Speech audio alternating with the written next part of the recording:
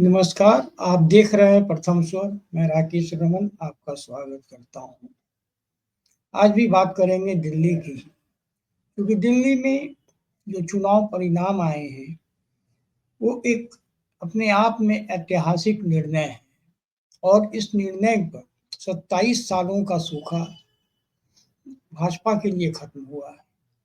और तो और कांग्रेस ने जिस तरह से इसका जश्न मनाया, वो वाकई चौंकाने वाला है। क्या कांग्रेस कोर्स करेक्शन के मूड में आ गई है?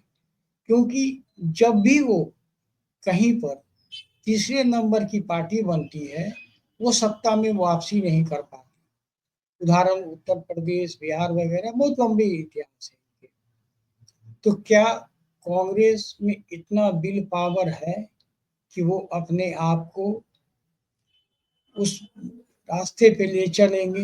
क्योंकि इसमें शुरुआती लॉस होता है। जैसे दिल्ली में भी वो जीरो पे थे, जीरो पर रहे। देखने में तो लगता है कुछ भी अंतर नहीं पड़ा, लेकिन अंतर पड़ता है। उनकी अपनी संगठन खड़ा होंगे, उनके वोट परसेंटेज बढ़ेंगे, तभी तो कल वो मैदान में होंगे।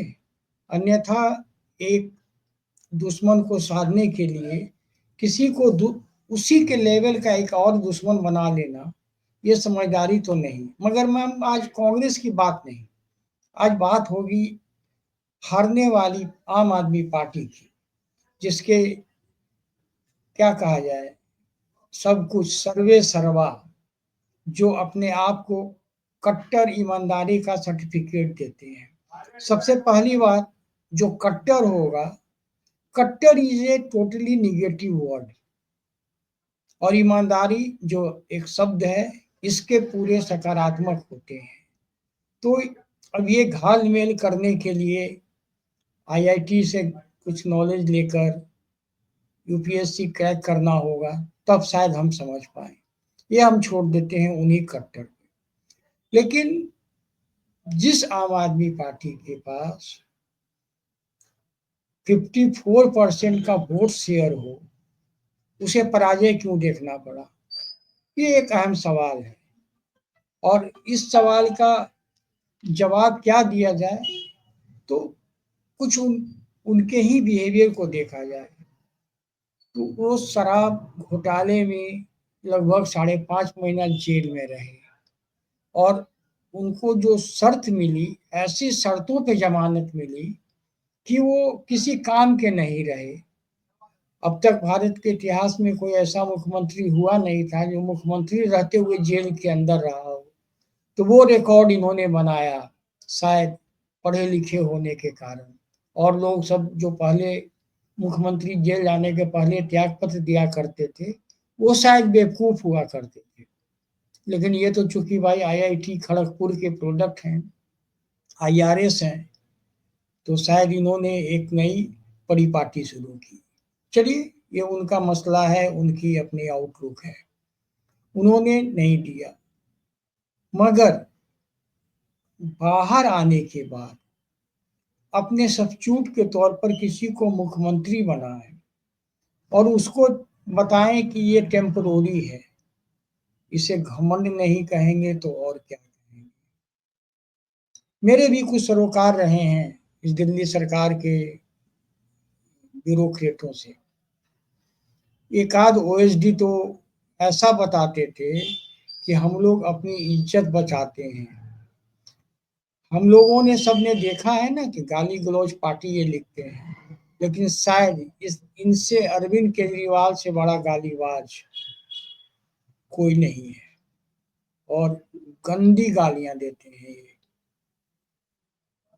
जब ब्यूरोक्रेसी को नहीं बखसते हैं, तो ये अपने मातहत आने वाले विधायकों के साथ क्या बिहेव करते होंगे, ये सहज अनुमान लगाया जा सकता है। चूंकि मुख्यमंत्री भी यही, पार्टी के सर्वोसर्वा यही, अपने आप को ये अध्यक्ष नहीं कह के कुछ और कहते हैं। बहरहाल मतलब उसका वही होता है। जैसे लालू यादव की पार्टी उसके बाप के घर की पार्टी है, उसका बेटा बनेगा, उसके घर की कोई भी बनेंगे। मुलायम सिंह का भी यही हाल है। तो अरविंद केजरीवाल ने भी उसी रास्ते पे चलने का शुरू में इन्होंने बनाया था कि 1 साल रहेगा, उसके परिवार का कोई दूसरा नहीं होगा, एक आदमी 2 पद पर नहीं होगा, लेकिन जैसे सत्ता आई, सारे कोर्स करेक्शन हो गए, सारे संविधान में संशोधन हो गए। बात ये है कि अरविंद केजरीवाल को जब वोट ही नहीं कोई देगा, तो जीतेंगे कैसे? लेकिन फिर भी ये घमंड कैसा? अगर आप देखिए, यदि जो डेमोग्राफिकली वोटिंग होती है, ये मुस्लिम को के लिए काम करते हैं और मुस्लिम के साथ खड़े नहीं होना चाहते। क्या उसका खामियाजा? नहीं लगता मुझे ऐसा। खामियाजा उनका उसको इन बात का नहीं पड़ा है। मुसलमानों ने भर भर के वोट दिया, लेकिन जहां पर कांग्रेस थी वहां पर इनको थोड़ा सा कम मिला। तो मतलब अगर कांग्रेस अपनी जगह पर स्टैंड करती है, तो आने वाले वक्त में अरविंद केजरीवाल के लिए बहुत ही मुश्किलों का सामना करना पड़ सकता है। बहरहाल हम आज अरविंद केजरीवाल की नहीं, आज मैं विशेष चर्चा दिल्ली भाजपा के अध्यक्ष बीरेंद्र सचदेवा की करना चाहूंगा। एक युवा नेता, एक युवा कार्यकर्ता, जिस पर पार्टी ने भरोसा जताया और उन्हें अध्यक्ष बनाया। और उनके अध्यक्ष बनने, उसके पहले भी मैंने बहुत सारे अध्यक्षों के साथ देखा है दौर, चूंकि हम दिल्ली में ही रहते हैं। लेकिन बीरेंद्र सचदेवा ने आया तो इन्होंने, चूंकि एक युवा थे, इन्होंने जिस तरह से अपने संगठन को बढ़ाया, संगठन की एक्टिविटीज को बढ़ाया, और मैं कहने में गुरेज नहीं करूंगा कि बीरेंद्र सचदेवा के प्रदेश अध्यक्ष बनने के बाद भाजपा के विरोध प्रदर्शन में एक इंटेंसिटी आई, एक तेजी तो आई, लेकिन उसमें एक इंटेंसिटी भी दिखा। प्रदेश अध्यक्ष प्रदर्शन में ही बढ़ चढ़ कर भाग लेते थे, 2 बार इंजर्ड हो चुके हैं विरोध प्रदर्शन में, और एक विरोध का स्वरूप दिखा। क्योंकि हम लोग दिल्ली में रहते हैं तो हमारा इंटरेक्शन पूरे देश के लोगों से है। देश के लोगों का ये हमेशा से शिकायत रहती थी कि दिल्ली भाजपा क्या करती है। उनका तो खैर बीरेंद्र सचदेवा से भी शिकायत था कि अरविंद केजरीवाल के घर को क्यों नहीं घेर के बैठ जाता, निकलने नहीं दो उसको, जो अरविंद केजरीवाल की राजनीति है।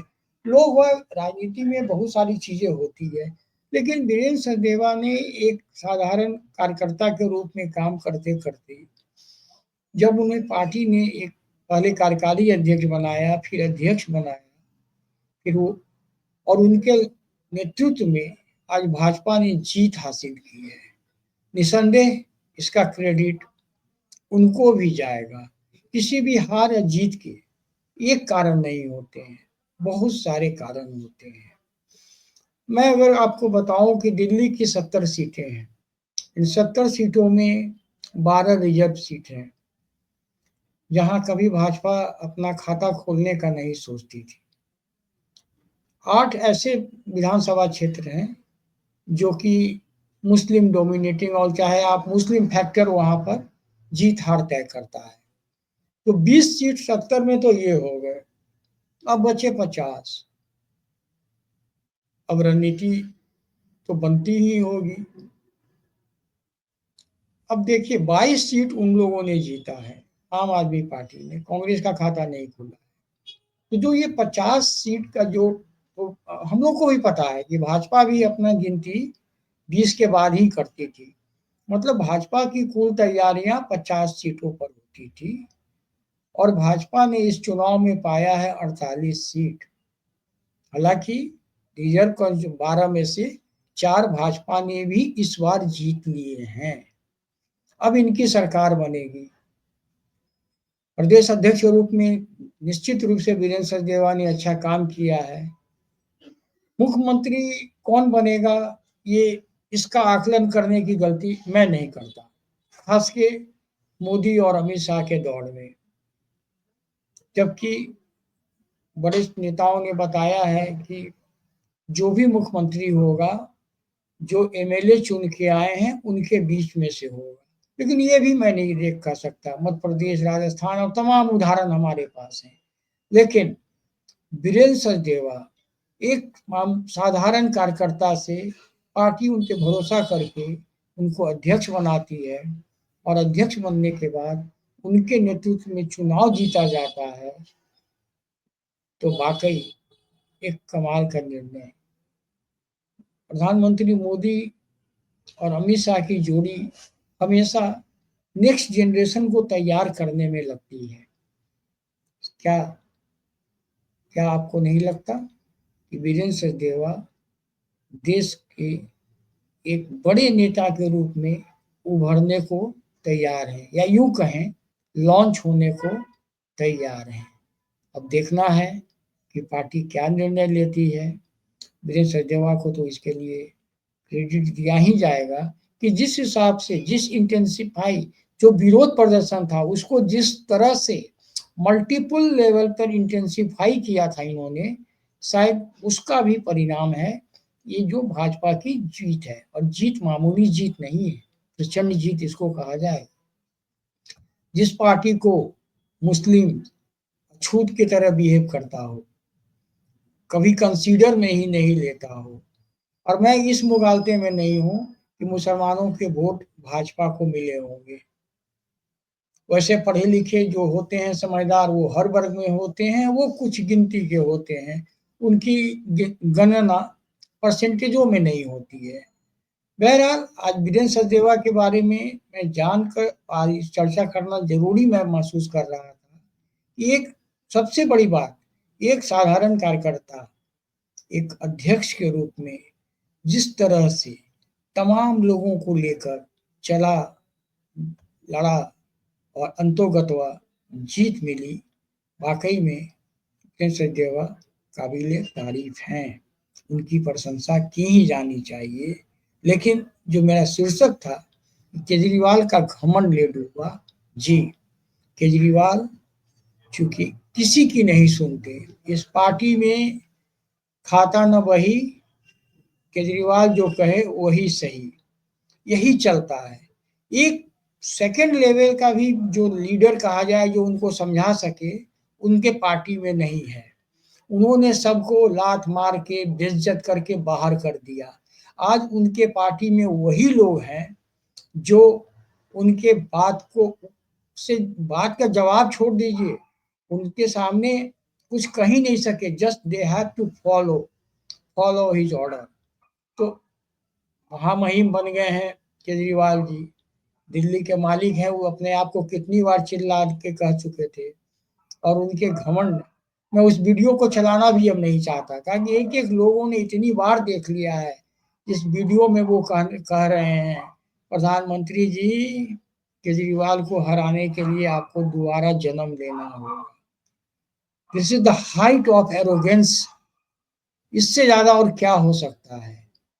मुझे भी मालूम है, वो अपने लोगों के बीच कहा करते थे कि हमने दिल्ली वालों को ऐसा इंजेक्शन दे दिया है कि 40-50 साल तक हम कहीं नहीं जाने वाले। तो अब आप ही समझिए, जिस व्यक्ति की विचार ऐसे हो, वो वो क्या करेगा।